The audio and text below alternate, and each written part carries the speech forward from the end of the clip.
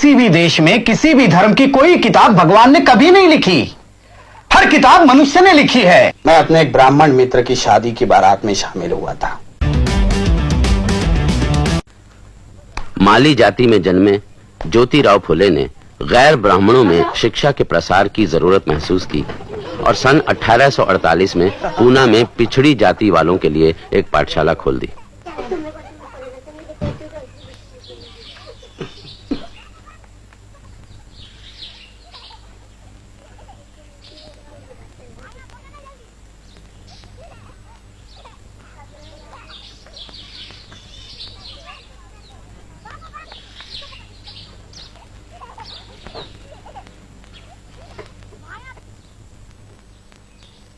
कुछ बरसों पहले मैं अपने एक ब्राह्मण मित्र की शादी की बारात में शामिल हुआ था।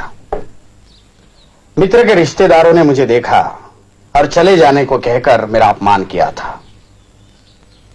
उन्होंने मुझसे कहा था कि तुम शूद्र हो और शूद्रों को अधिकार नहीं कि ब्राह्मणों के कंधे से कंधा मिलाकर चले।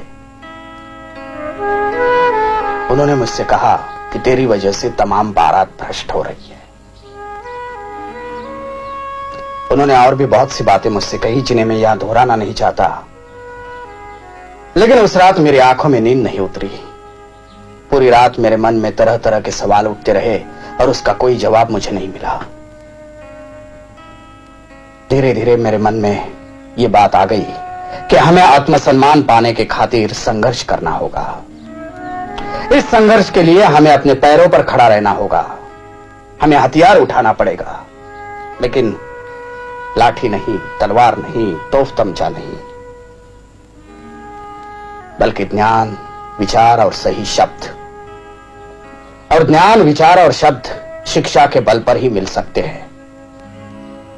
क्या भट्ट पुरोहित हमें शिक्षा देंगे? नहीं देंगे, क्योंकि वे अपने हाथों से ऐसा हथियार हमें नहीं सौंपेंगे। इसलिए हमें खुद अपने को शिक्षित करना पड़ेगा। मेरी पत्नी सावित्री मेरी पहली शिष्या है। अब वो तुम्हें पढ़ाने में मेरी मदद करेंगे। हम इस तरह ज्ञान फैलाएंगे, क्योंकि ज्ञान ही वो दौलत है जिसे आपस में बांटना बहुत जरूरी है।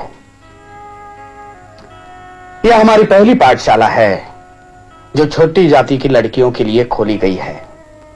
यहां लड़कों का हम स्वागत करेंगे, लेकिन हमारा विश्वास है कि लड़कियां ही आगे चलकर हमारी भावी पीढ़ी को आकार देगी। विरोध तो इस काम का होगा ही, लेकिन हमें साहस के साथ काम को आगे बढ़ाना है, क्योंकि हम सही रास्ते पर चल रहे हैं। मैं शुभकामना व्यक्त करता हूं कि आप लोग शिक्षा पाने में सफल हो।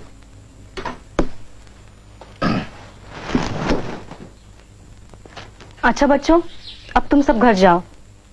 कल से तुम्हारी शिक्षा आरंभ होगी।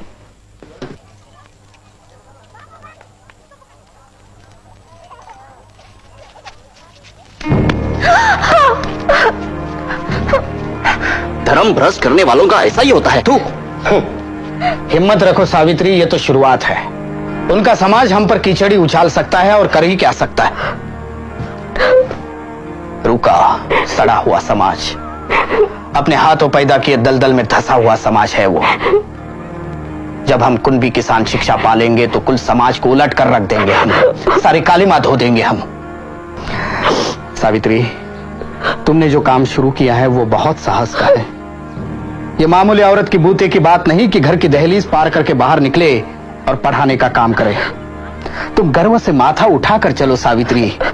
एक दिन साबित हो जाएगा कि हम ही सही थे। क्या हुआ ज्योति? क्या हुआ बहू को? नहीं, कुछ नहीं बाबा। तो फिर रो क्यों रही है? साड़ी पर ये गोबर और कीचड़, क्या बात है? वो पाठशाला से लौट रही थी, तब कुछ लड़कों ने उस पर कीचड़ और गोबर फेंका। तो क्या फूल बरसाते? ज्योति, मैंने तुम्हें 20 बार समझाया है कि धर्म कर्म का मामला है, तुम बेकार टांग मत अड़ाओ। शूद्रों को और औरतों को पढ़ने लिखने का अधिकार नहीं है, लेकिन तुम मानते ही नहीं। वो पाठशाला खोलकर तुमने पूना के हर ब्राह्मण को अपना दुश्मन बना लिया है। हर ब्राह्मण नहीं बाबा, कुछ समझदार ब्राह्मण हमारे साथ भी है। तुम्हें पढ़ने के लिए स्कूल भेजा, वही मैंने गलती की। उन पादरी मास्टरों ने तुम्हारा दिमाग खराब करके रख दिया है। उसी वक्त मैं अपने समाज के लोगों की बात मान लेता तो आज ये दिन देखना ना पड़ता। अरे तुम्हें करना हो तो करो, जिद्दी आदमी ठहरे, लेकिन मेरी बहू को उसमें क्यों घसीटते हो? क्योंकि शिक्षा ही इस देश को और हमारे धर्म को बचा सकती है। यह तभी हो सकता है जब हर एक को शिक्षा पाने का मौका मिले। मैं अपने धर्म को भ्रष्ट नहीं कर रहा हूं बाबा, मैं उसे सुधारना चाहता हूं। मैं आप ही से पूछता हूं कि यह कानून किसने बनाया है कि सिर्फ ब्राह्मणों को पढ़ने का अधिकार है और शूद्रों को नहीं है? यह ब्राह्मणों का बनाया हुआ कानून है, नहीं है? ये सब भगवान की आज्ञा है। भगवान को इसमें क्यों घसीटते हैं आप? हा? किसी भी देश में किसी भी धर्म की कोई किताब भगवान ने कभी नहीं लिखी। हर किताब मनुष्य ने लिखी है और धर्म पंडितों ने बार बार कहकर यह बात हमारे दिमाग में भर दी है कि यह भगवान की आज्ञा है, ताकि हम कोई सवाल नहीं उठा सके। देखो, शूद्रों और औरतों को भगवान के नाम पर दबाया गया है और कुछ नहीं है। देखो ज्योति, मैं तुमसे बहस नहीं करना चाहता। मैं सिर्फ इतना जानता हूं कि हमारे पुरखों ने कुछ नियम बनाए हैं और हमें उनका पालन करना चाहिए, बस। हाँ, मैंने भी एक नियम बनाया है बाबा। मेरे पीछे पीछे आओ, मेरे पीछे पीछे आओ, रुको नहीं तुम मत घबराओ, धिक्कारो मनु की आज्ञाएं, शिक्षा पाओ और दिलाओ, शिक्षा का आनंद महान, ज्योति का कहना लो मान। बकवास। उन किरस्तानी स्कूल के मास्टरों ने तुम्हारे दिमाग में ये खुराफात भर दी है। और फिर किसी ने आपको यह भी बताया होगा कि मैं ईसाई बन रहा हूं। क्या? ईसाई? सच? देखो ज्योति, मैं एक ही बात समझता हूं, और वो ये है कि तुम्हारी वो पाठशाला बंद होनी चाहिए और बहू का पढ़ाना भी खत्म होना चाहिए। नहीं, ये नहीं हो सकता। सब हो सकता है। देखो ज्योति, मैं तुम्हें आखिरी बार बता देता हूं कि अगर तुमने मेरी और अन्य लोगों की आज्ञा का पालन नहीं किया तो तुम्हें और तुम्हारी पत्नी के लिए इस मकान में कोई जगह नहीं है। तुम्हें यह मकान छोड़ना पड़ेगा। जैसे आपकी मर्जी। हम हमारे विचारों में बदल नहीं कर सकते, इसलिए घर छोड़कर जा रहे हैं। सावित्री, अपना सामान भरो। मैंने तुम्हें पहले ही कहा था कि यह तो सिर्फ शुरुआत है। भरो सामान जल्दी।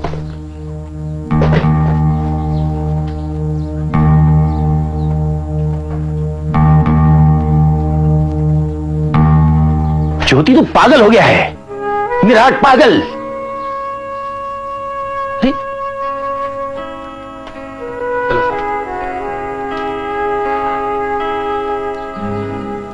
सब्सक्राइब करें समता भारत टीवी को, बेल आइकन को प्रेस करें, साथ ही ऑल वाले बटन को क्लिक करें ताकि हमारी नई वीडियो की सूचना आपको सबसे पहले मिले।